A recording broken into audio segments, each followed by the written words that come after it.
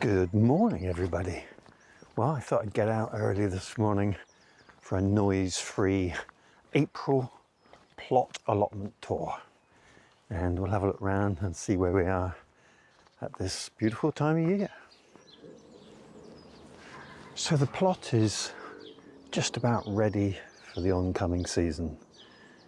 All the beds now are just raked over lightly so that they're ready for planting, and we're just playing the waiting game for the frost. And I've got to get the hoops spaced out appropriately, ready for nets, and if I don't do that, not only do I suffer from butterfly and insect damage, but most of all from cats digging up the beds. So that's a necessity. The hanging strawberries of Babylon are doing really well. Just need to make sure I keep watering them, and they're coming on just fine. Hopefully we'll have lots of extra fruit for having taken them out. The cold frame, we've got a good supply of plants coming on nicely. Those out here will be that little bit hardier. I've got some broad beans that will be going out soon by the looks of it. And the leeks, quite interesting. Those leeks just there are probably about 3 inches high, whereas these in the deep soil and the polystyrene box getting on for 6 inches high. Definitely a method that works. So plenty of seedlings in there ready. I started to add this bit of crazy paving with bits and bobs of flat man-made stone, just trying to keep all the stone around the plot consistent. I've decided I'm going to use bricks on most of the beds, and then these rocks which effectively are scattered around the whole area, and I've just gathered them up. So these two beds, they're looking for a transformation very soon. The cabbage is still going well, so we're hanging on with it, although one has gone to seed there.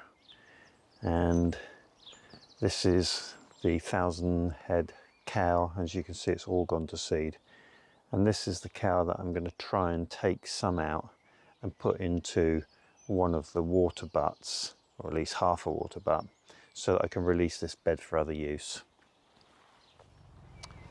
So this bed is ready now. I've kept that celandine because I do love them. And that sits next to the broad bean bed, which I've put a bit of protection round so that they don't get wind blown, and staked a few where they were starting to fall over. And they're picking up really nicely now. A few more strawberries down the edge of the water container, and some more strawberries on the top of the water container. So strawberries abound. These red currants now are absolutely covered in leaf and flower, and it's looking like it's going to be a bumper berry crop if all goes well. The garlic are doing really nicely. I keep weeding this. Every day there seems to be more and more weeds appear, but we'll just keep on top of it. The garlic family don't like to be weed bound, so it's important that you keep it removed. And there we have the other broad beans that I covered originally to protect from frost and the wind, and I've had to help them stand up as well, but they're doing well now. The other beds on this part of the allotment are just waiting. Covers are off and everything has been just lightly raked, and I keep pulling out mare's tail. I'm hoping that if I can pull it out early, then I won't suffer too much from it. Got a couple more hoops to put in there, which I'll take from these beds behind me, and the bean cane structure is just waiting for all those beans to germinate. The remains of the red cow probably go to the chickens rather than us. but it's doing us well. This bed's already been used as a cat litter tray, so I'm looking forward to getting the nets on that. My rhubarb, which died last year, from my point of view, completely disappeared, has come back with a vengeance, and I have been watering it much more consistently, and it's starting to do really well. So that bed just gets a bit too dry, and if you water it, it comes back. These are black currants, again covered in leaf, which is lovely. And I put a couple of strawberry baskets up on the shed. Just got to keep watering those because there's so little soil relatively in them. Well, this is the area that I pruned heavily, and it's really doing well. Loads and loads of flower on it, so I thought I would really suffer from not having any black currants this year, but it doesn't look like that's going to be the case. And the apple tree here, which I think is Green Rocket, is doing really well, and I've started to see flowers on it as well as leaves, which is really good to see. My unknown berry bush is doing fantastically. I'm going to just try and keep it in check. And here we have the gooseberry that was revealed when I pruned this area heavily, and that's got flowers on it too. So I'm pleased to see that doing well, and hopefully we'll get some gooseberries from it. I cleared this area of stinging nettles during the week, but there's plenty of couch grass coming up every day, so I need to keep on top of that as well. And I've noticed the brambles are really starting to take hold again, and I have plans to prune those today. I think there's some more there. I cut that right back to the soil, and it's just shooting away again. So I think the method this year with the bramble is going to be just keep cutting it back and see if I can get on top of it. These are the potatoes, all potted up and ready, and I've put grass mulch on top. Having watched Liz Zorab's growing potatoes in grass, I figured that that'd be a good way of keeping the moisture in the pots. So fingers crossed on that. I can't see why it wouldn't work.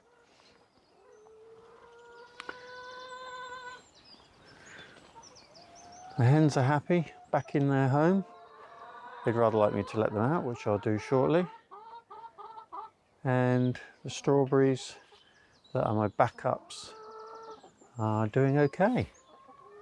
And I'm still doubtful about these couple in the front, but generally they're doing okay. They obviously don't get quite as much light. I've got strawberries down in the compost area. These are the ones that I took as runners last year, and I'm just watering them and keeping them going. They look like they're doing well. In here we've got plants that I haven't really got room for, but I keep just in case I need to fill spaces. And these are the raspberries that I took out when I started to control the summer fruiting raspberries at the end of the plot, and they're doing really well. So we'll just keep them watered and see how we go. The silkies are enjoying their new run. That seems to have worked out well. 3 of the girls out nice and early, waiting for some extra food. And over here, the jostaberries, the leaf is full now. I've seen the bees on this every single day, and they're obviously going to pollinate really easily, and hopefully we'll get our first reasonable crop of jostaberries from those this year. The first leaves are coming on the brambles. These are the brambly apples, sorry, and I can see some flowers up there, which is nice to see. That one's coming into leaf, as is the one behind. These two are a lot slower. These trees this year, I'm going to make a decision whether they're going to survive or not, given that they've been extremely unproductive for the last 3 or 4 years. And we've got leaf just starting to appear on the Victoria plum, which is nice to see. This tree's a nice shape now, and I'm hoping that we'll get some fruit on it. And behind it, we've got a lot of red currants, which are on the border between our plot and our neighbours. I think I'm going to let these girls out.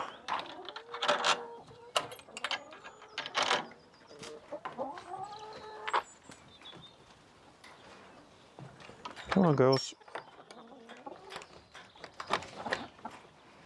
There they go. So this pot is where I'm going to put that 1,000-headed cow. Just need to top it up with some more soil.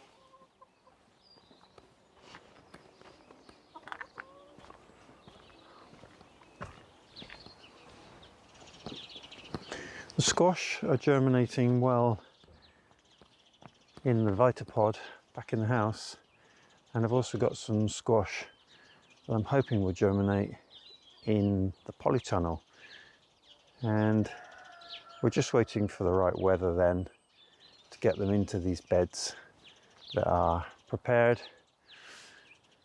Along here I cleaned up these pots, and you can see the horseradish is coming on well. This is Jerusalem artichoke. We've got some strawberries that have invaded that pot, but we took a real good strong clean out on all these pots. It hasn't done them any harm at all. Everything's coming back nicely. The fruit garden, I'm really pleased with how it's come along. Everything seems to have taken well. All the trees and bushes have leafed up well, and the membrane is holding well. You see the tracks from snails or slugs here. And I can see me coming out one evening and finding all those slugs and removing them. That's a joyous job. The seed beds under the trees, well, I'm finding the odd thistle even though I weeded it, but I'm starting to get some sign of growth of seedlings following having sown all the flower seeds in these beds for the coming season. This is the opal plum, which is leafed up nicely, and the rhubarb. This is the late rhubarb, variety unknown, but I'm just amazed it didn't suffer one iota from the move into this fruit garden. All 4 of those looking really, really healthy.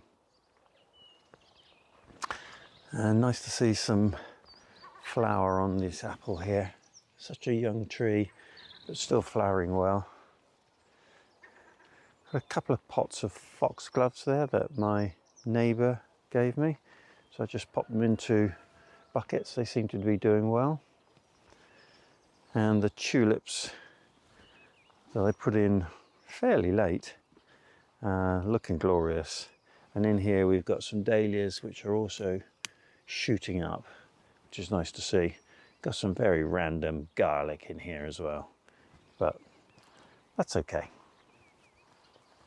It's noticeable how the pear tree is now leafed up and the blossoms starting to just fall slowly, and that's where we're going to get all those lovely pears, hopefully.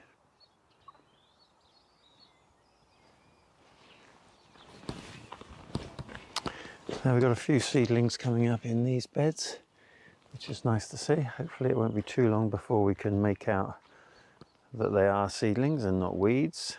There's always a risk that that's the case. And then this gooseberry area, yeah, I'm really pleased with it.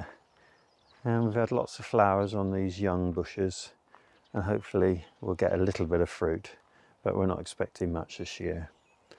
This is the early rhubarb, which really took a hit when we moved it, but it seems to be coming back, which is really nice to see. Particularly this one's got lots of new leaf on it, which is great. This area is going to take a lot of work, and I think it's probably next on my list, if I get space between planting, just to get grass and dock and weed growth out of there. Make sure that I keep on top of that. But those raspberries, they really are looking good, and I can see on some of them the start of flowers, which will hopefully bear the fruit. And yeah, there's going to be a lot of fruit on there if that's the case.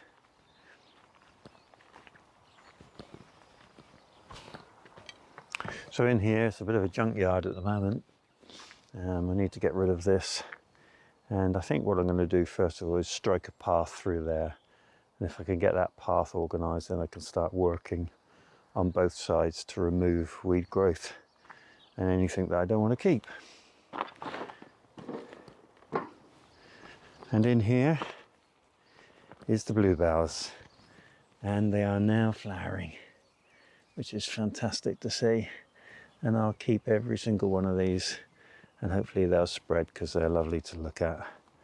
We seem to have a fair infestation of snails as well, which I'm going to need to watch carefully.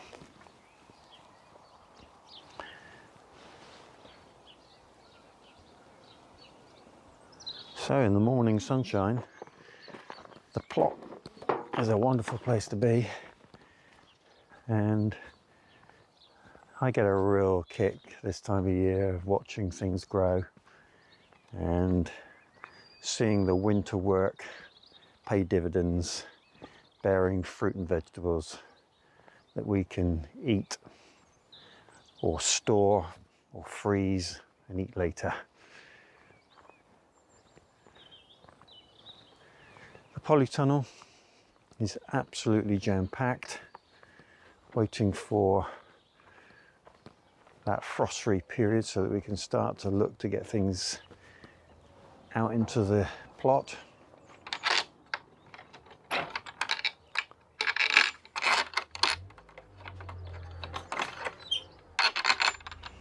There we go.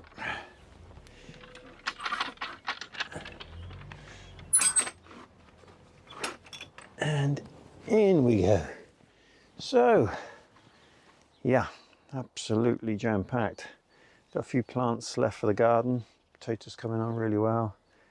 And the bench is full of seeds and young seedlings. Down below we've got the older seedlings and plants that we've been potting on.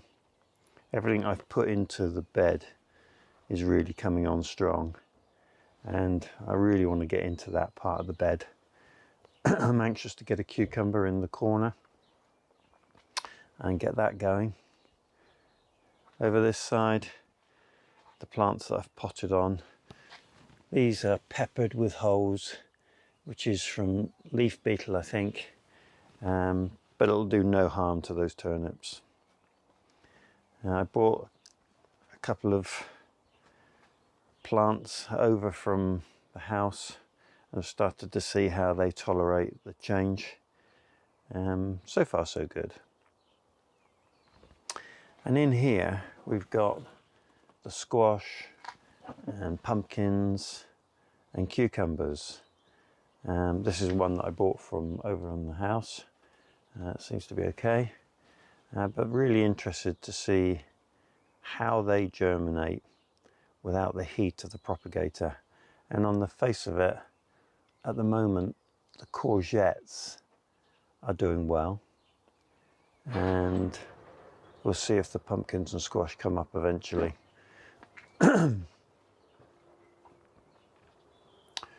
Strawberries coming on nicely, lots of flowers on them now. They're enjoying the warm temperatures. Last night it went down to 4.7 degrees, so not too cold, which is good to hear. And the carrots are doing well. Starting to see some leaf coming out between the cotyledons now. And I think we've got just 1 or 2 plants there that we're going to have to keep an eye on. I've thinned these now to just 2 or 3 seedlings and got rid of the bulk. One of the challenges when you're taking the seedlings out to thin them out is that you disturb or pull the roots on the ones that you intend to leave.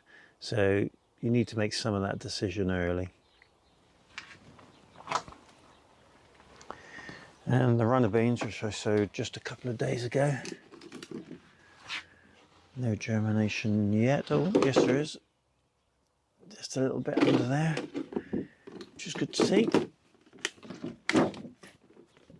Nothing in there. So a couple more days before they start to come up. And that's the polytunnel. We'll leave that to warm up.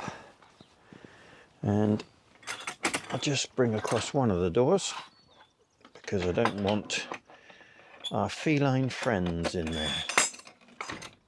There we go. This is where I'm going to grow carrots outdoors. And just going to find some compost for that.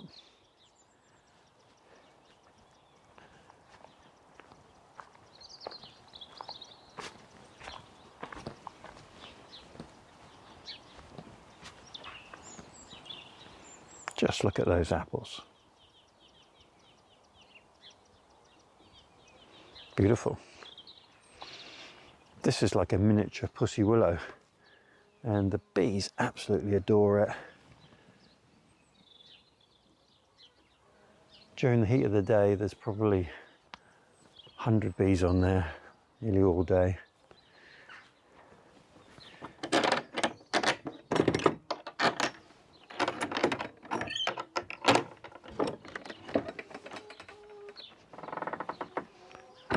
The shed needs a lot of attention, the front of it more than anything.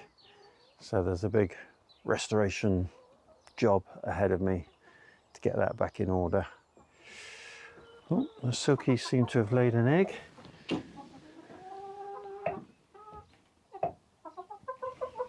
Everybody looking good. We'll get their vents open. Make sure they get plenty of airflow.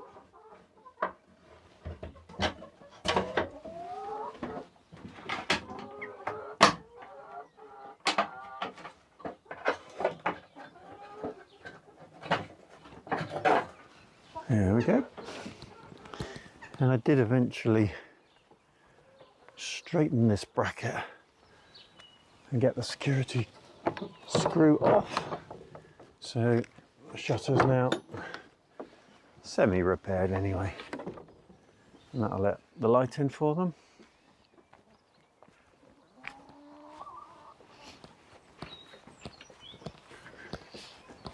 The water butts now are virtually empty.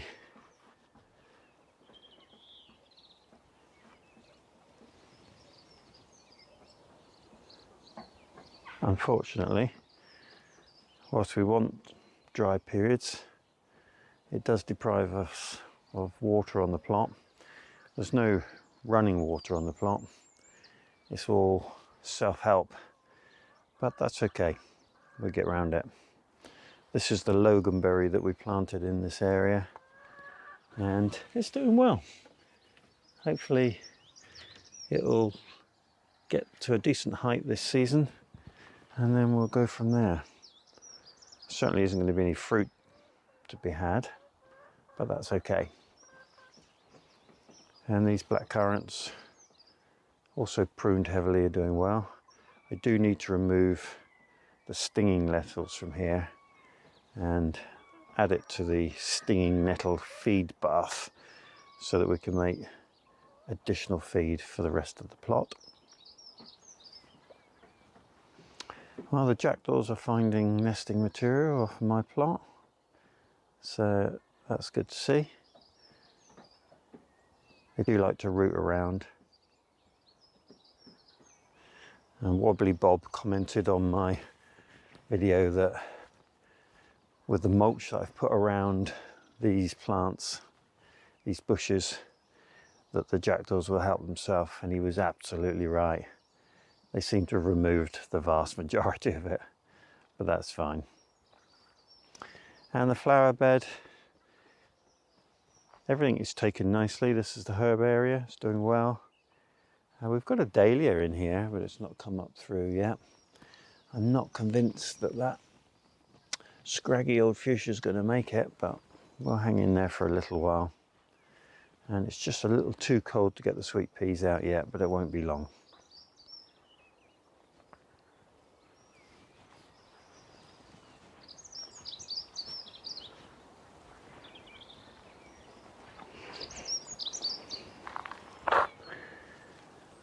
So, early morning, South Wales, 1,000 feet above sea level, and it looks beautiful.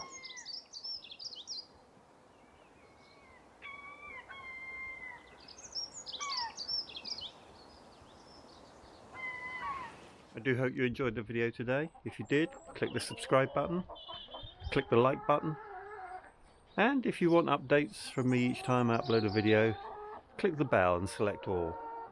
I do hope you have a great day. Diolch yn fawr.